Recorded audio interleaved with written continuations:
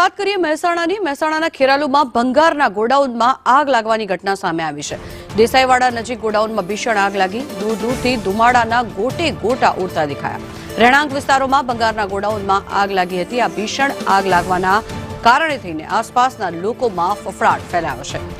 4 fire fighter દ્વારા આગ પર કાબુ મેળવવામાં આવ્યો છે। કે 4.5 કલાકની જહેમત બાદ આગ પર કાબુ મેળવાયો છે। ચીફ ઓફિસર ભરત વ્યાસ દ્વારા નિવેદન આપવામાં આવ્યું છે કે અન્ય જગ્યાએ આવા ગોડાઉન જો હશે તો તેને ખાલી કરવામાં આવશે, જેથી કરીને ફરી વખત આવી કોઈ દુર્ઘટના ન સર્જાય। આ દ્રશ્યો આપ જોઈ રહ્યા છો। સંદેશ ન્યૂઝની ટીવી સ્ક્રીન પર આગ લાગ્યાના આ દ્રશ્યો છે। સૌપ્રથમ આપણે આપણા ખેરાલુ નગરપાલિકાના ફાયરથી કામગીરી સ્ટાર્ટ કરી હતી, પણ આગ થોડી વધી એટલે વિસનગર, સિદ્ધપુર અને અત્યારે મહેસાણાથી પણ છેલ્લે ફાયર ફાઇટર મગાવી લીધું છે અને કામગીરી ચાલુ છે। હવે આ કામગીરી પૂર્ણ થવાની તબક્કામાં જ છે।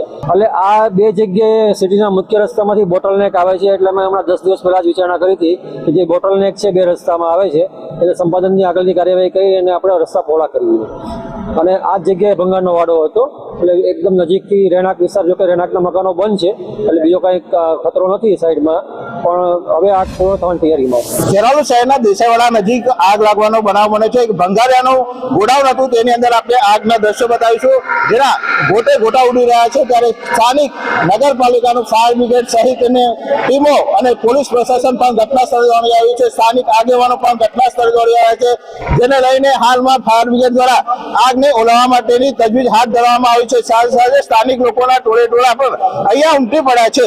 આપને વધુમાં આગને ઓલવવા માટે અન્ય ફાયર બ્રિગેડ બોલાવવાની પણ તજવીજ હાથ ધરવામાં આવી છે। મનોજ ઠાકોર, સંદેશ ન્યૂઝ, ખેરાલુ।